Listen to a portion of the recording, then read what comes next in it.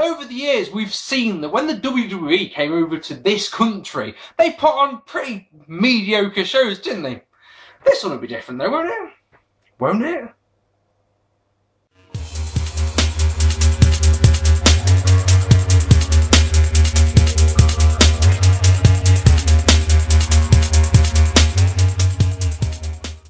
Hello ladies and gentlemen, welcome to another episode of 10 years ago. Now tonight we're going to look at a show that quite a lot of you, I assume, have never seen before. So sit back, relax and prepare to learn about matches you've never seen or care about. We're going to look at Insurrextion 2003 over here in jolly old England, as Americans call it. We don't call it that, by the way. We don't call ourselves. We are jolly old England. Yes, we are. No, we don't call it that. We don't. This show is live in Newcastle, up in the northeast of England. An interesting fact, right, before I go on, yeah, is that I had the opportunity to go to this show, and I thought, it's just too far to drive from Stoke all the way up to Newcastle, yeah. Ironically, a year later, I went to a SmackDown house show on the WrestleMania Revenge Tour, yeah, in Newcastle, England. And let me tell you, two things. First one, it was fucking shit. And two, it's way too far to drive for a wrestling show. You know the drill by now. Twice a year, the WWE would come over here, put on two shows, Insurrextion in the spring and Rebellion in the autumn. I don't seem to remember Rebellion happening in 2003, so unless, correct me if I'm wrong here, but as far as I know, this was the last ever pay-per-view to occur, in England, okay? You know the drill, they're always rubbish. They're always terrible, with a couple of good matches thrown in, but as a rule, they come over and they put minimal effort in to their shows. And a lot of people I know were in the crowd of this one, so I'm sure they have a different experience in the same way that, when I went to Insurrextion 2003, in my mind, that was a good show, yeah? On DVD, it was fucking awful. I'm sure if you want to look at my review, it's part of this series. So should we get on with this one? Because I won't mind getting through this one pretty quickly. It being midnight and all. So in the opening contest, Jazz defeating Trish Stratus in an okay match. In a match that, was infinitely better than what we see today in a Divas match. That's a proper feeling of deja vu. Do I say that in other vids, that the women's matches feel better or look better or just generally are better than the crowd are into everything that Trish Stratus does. Every single thing that Trish does, they're well into. Jazz, not really so keen. Victoria tries to interfere, but is stopped by some referees. This in turn allows Theodore Long, Jazz's manager, to gently whip Trish Stratus into a ring post, and then that means that Jazz can get the win at 9 minutes 45, which of course would seem like an Iron Man match today. I never ever fucking remember this way from the window, no. Yeah, and that was a decent, it's 1.5 stars, because I'm nice. Next, probably the best match of the night, to be honest, was Christian defeating Booker T to retain the Intercontinental Championship. Now, the problem with tours like this and shows like this is, as with the opening contest with the Women's Championship, it's just impossible to believe that a title change is going to happen. You just can't do it. We get a video of Christian winning the belt at Judgment Day in the Battle Royal Rumble thing, and then he's running since then. Booker T's music, something in my mouth, sorry.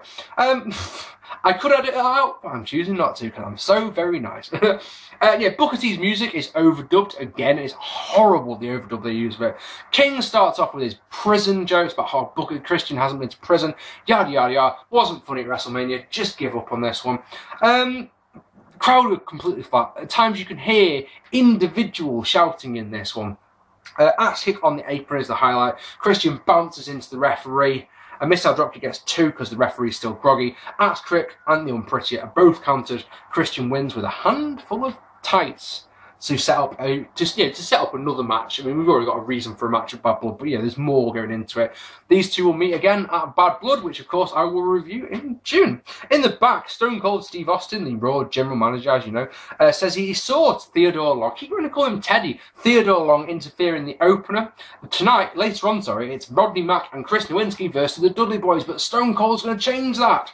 He's going to add Spike Dudley and Theodore Long, making it a 3-on-3 match. Woo! who? And then Kane walks past and gives Austin a very suspect look. And we see a video package of Kane losing to Rene Dupree on Raw, and then Austin getting in his face and saying, do you still want this? And trying to motivate him. Kane gets vexed, so goes to chokeslam Austin, and Austin's like, do it, do it, do it. And Kane backs down, so Stone Cold gives him a stunner. This is the start of the heel turn of Kane, when Kane lost his mask.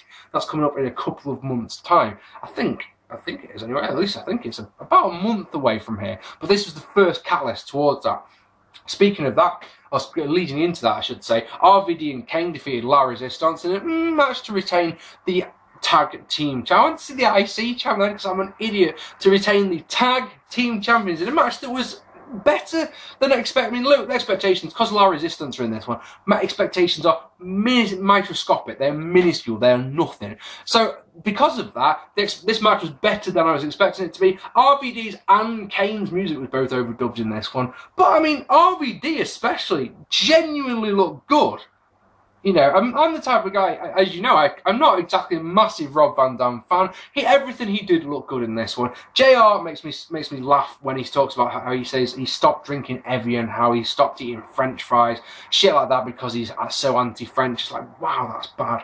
Hot tag to Kane after RVD got an absolute ass whooping, results in a double chokeslam and a 5-star frog splash, gets the win in 9 minutes and 3 seconds. 2 stars. It's on par with the Christian versus Booker T match. Once again, the same problem. There's no point in this match are you sat thinking, yep, there's going to be new champions here.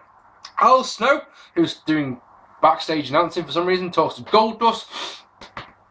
Goldust is still displaying the signs of being electrocuted by Batista and Randy Orton all those months ago, so it's quite a funny promo. And then Goldust defeated Rico in the worst match of the night. This was a very, very shitty match. The crowd are too interested in chanting, "You screwed Brett," referee Earl Hebner. The announcers, Jim Ross and King, are too busy talking about James Bond films. A boring chant just starts to reply. It's very quiet, but as it starts to gain some momentum, at the exact moment that you thinking, yeah, this is going to be a full-on boring chant, Goldust puts Rico in the corner, getting ready for the curtain call, and that gets a decent pop. And then a power slam gets the win for Goldust, 9 minutes 55 seconds. And this is one of those matches where you think to yourself, I paid for this, and I paid £15 for this on Sky Box Office. And you know, you thought, Rico hasn't done anything of note in this company literally for months. Yes, Goldust was on the last pay-per-view in the Battle Royale, but he hasn't done anything of significance for months either. Why on earth, every time WWE or WF came over here, they gave us shit like this on pay-per-view? And you're like, really though? Like I say, we paid for this. And it's the thing, because no other country in the world got their own pay-per-views. It was just us, so we were happy about this. We were happy to pay 15 quid, because we were getting matches you won't ever see. Goldust versus fucking Rico. We take a moment to pay tribute to classy Freddie Blassie, who had passed away the week before. Remember I talked about that on Judgment Day? And then, right, and then in one of those bits that I swear this segment exists on a DVD, right? But I cannot for the life of me remember which one it is. It might be the Stone Cold one, it might be the latest Jericho one, but it's the highlight reel segment. And it is, I mean, it's one of those things, this is one of those times where I could describe everything that happened, yeah, and it just would not do justice for it. The whole segment is on YouTube. Please go and look for it. Just type into YouTube, highlight reel 2003 Insurrextion. You'll find it. It's fucking brilliant. The whole point of it, because it goes 20 minutes, the whole point of it is to make the world title match, which is Triple H defending against Kevin Nash, and you know what that means. It's meant to just be a standard match. Austin makes it a street fight. Trust me, go and look at this one. It is very, very entertaining though. And then the Dudley Boyz and the Dudley Boyz and, so it's Devon, Bubba Ray and Spike Dudley defeating Rodney, Mack, Chris Nowinski and Theodore Long in a match. The match is okay, there's nothing special to it. I always get a kick when Spike Dudley is picked up and launched the outside onto the heels. That's a spot that always gets a kick. I love how when a crowd, right, when Bubba Ray does this to Devon and shouts, "Devon!" and all the crowd shout, "Get the tables!" and Bubba goes, "Get the tables!" So it sounds like, "Devon! Get the tables! Get the tables!" So, what, you can't wait for him to say it, just say it on your own. Is that just a British thing, or is that a British? It's not British, there's a T in there. Yeah, naturally Theodore Long looks absolutely rubbish, but I suppose he's meant to look rubbish, he's not a wrestler. Mack accidentally hits Long with just a meh sort of forearm, and that enables Spike Dudley to launch Mack out and get the win on a prone Theodore long.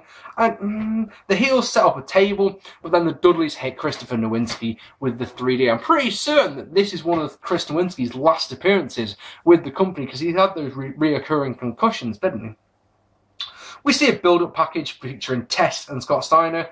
At Bad Blood, Stacey's managerial services will be on the line, but that's, there's nothing special here at all tonight. It's just a match, to be honest. Oh, but it's not just a match. Oh, no. Scott Steiner defeating Tess in a minute. The reason I say it's not just a match is because Val Venus is the guest referee, cha-ching, and Stacey Keebler is the guest ring announcer. Hurrah! Hooray! Hooray! Match is pretty much what you would expect from this one. A broken down Steiner being carried by Test, in my opinion. And Test takes every shortcut that he can possibly do. For example, like, he shoves Steiner into Stacey. He goes to use a chair, but Stacey stops him. He tries to do a roll up with his feet on the ropes, and Val stops him, and it's all good fun. But Steiner gets the win with a flatliner, and you wonder to yourself, like, right, this was a 1-star match in my opinion.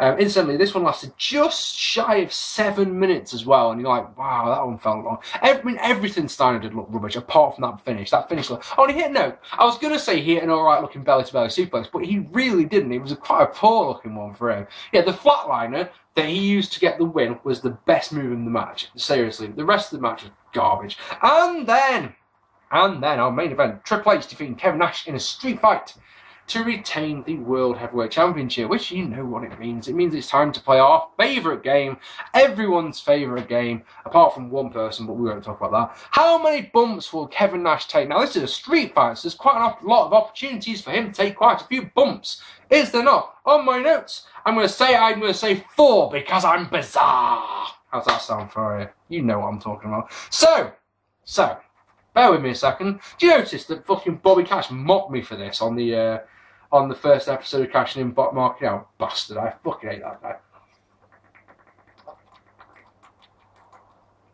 Notice incidentally, water, filtered water. That's all I drink these days because I'm a yoga. I don't eat any sugar. Don't eat any artificial sweetener. I try to eat as little fat as I can, and I drink gallons of water. I will do a video about DV yoga one day, I promise. Just want to be able to show you some results of it first. Yeah, I've been doing it for 5 weeks, and people have said I lost a lot of weight, but I want to be able to say, look, I've lost 2 stone, and look how I've done it. I've been doing yoga. So, Nash has got a trick Shawn Michaels. We'll go through some play-by-play for you. I know you want to know how many bumps he takes. Nash has Triple H with him. Why not? Nash has Shawn Michaels with him, while Triple H has Flair with him. This time, instead of like at Judgment Day, they fought back straight away. They didn't, which was good. Nash unloads his rights until Flair attacks him on the outside. Shawn Michaels stops him by whipping him into the ring post, which busts Flair open. It's a manly blowjob as well. Yeah, the blonde hair turns red sort of thing. Nash with a double clothesline, then Flair and HBK brawl some more. Nash and Triple H brawl around ringside as some referees try and separate HBK and Flair, and eventually they make him go to the back. Pedigree on the ring, Pedigree on, it even says it in black and white there in front of me. Pedigree on the ramp is counted into a back body drop, and that looks nice. They brawl at the top, and this is an interesting one, right? As they brawl at the top of the ramp, and Triple H hits him with a forearm, and Nash goes down. Now, is that a bump or not? Because he took a flat back bump off it. So I've put, on my notes, I've put 1 with a question mark. So it's like, is that 1? I just don't. I'm going to say that's 1, right? Because he took a flat back body bump. It wasn't a bump like a slam or anything, but it was a proper bump, all right? Triple H gets a chair, but Nash quickly gets it and uses it to the back of Triple H. They head to the announce table just like at Judgment Day, but this time Triple H escapes and staggers back to the ring. Triple H there in the ring clips the leg twice and goes to work on the leg, which is good psychology. He even tries to do the figure 4 around the ring post. Crowd just don't give a fuck by this point. They've completely lost interest in this match. Nash brings in the steps to no reaction. Triple H gets them, but then Nash drop toe holds them into his face. He then smashes them into the face of Triple H, which bushed open Triple H to no reaction at all. Sidewalk Slam gets 2 for Nash. Hebner gets bumped, obviously, because that's what he does in Triple H matches. A big boot for Triple H, but he goes low, and here comes Flair with a chair, but Nash sees him coming and hits him with a big boot. Instantly, the crowd wake up when Flair comes down. They start chanting, HBK, HBK. Chair shot for Nash. He goes down. That is 2, is it? Because once again, it's got a question mark next to it. Because realistically, he hasn't been slammed or anything. So that's 2 bumps he's taken, but he hasn't really taken any at all. So it's a... I'm not sure. I'm just not sure. New ref comes down, but he gets 2 off the chair shot. Triple H bumps the new ref as the heels beat on Nash, but then HBK comes down to make the shave. Why not? Here, sweet chin music for Flair, pedigree for HBK. Nash hits the jackknife, but there's no ref. Another one out, but Flair pulls him out. Nash goes to jackknife Flair, but Triple H hits him in the head with a sledgehammer, and then Earl Hebden makes a miraculous recovery, just as he goes for the cover. Isn't that weird? 1, 2, and 3. Triple H retains and will face Kevin Nash in a Hell in a Cell match at Bad Blood. Hooray! Bad Blood's going to be awesome, isn't it? Can't wait to watch that show. Overbooked to hell, but infinitely better than the match at Judgment Day. Now bear in mind, at the Judgment Day, I gave the match a straight dud. And this match was infinitely better, in my opinion. 1.5 stars. You could give it 2 stars if you're feeling particularly generous. So what can we say? On this show, there were no duds. I mean, Goldust Vs Rico was heading that way, because I must have been feeling particularly generous when I wrote the notes up for that match. I gave it 0.5 star. I'm not actually sure why I've done that, to be honest. I mean, there was nothing of note to it at all. Probably 1/4 star is more reasonable. I'm not going to go dud. Yeah, I am. It was fucking shit. What am I all talking about? There was 1 dud on this show. The rest of it, though, the best matches got 2 stars. And that should say, oh, this, yeah, the WWE would come over here and put on a absolutely rubbish show that you've left, you went going, God, I paid for that. I'm sure the guys who were there would completely disagree with me and say this was a great show, but I just did not enjoy watching this one at all. Just, I mean, 3 out of 10 if you really want to be nice, but I'm going to go for 2. 2 out of 10. So, yeah, next episode of 10 years ago will be Bad Blood 2003. And I've got to be honest with you guys, I'm not particularly looking forward to that. But hey, the reassuring thing, yeah, it's got to be better than Judgment Day, hasn't it? So, what did you think of this? Have you ever seen this one before? Most of the matches of this one are available on YouTube if you want to go and look for them. If you haven't already, hit that subscribe button, hit that like button, give me a comment below. I read them all, even if I don't reply to them all. I have been Mark P. Thank you to you for watching, and I will see you all very soon. Tatty bye.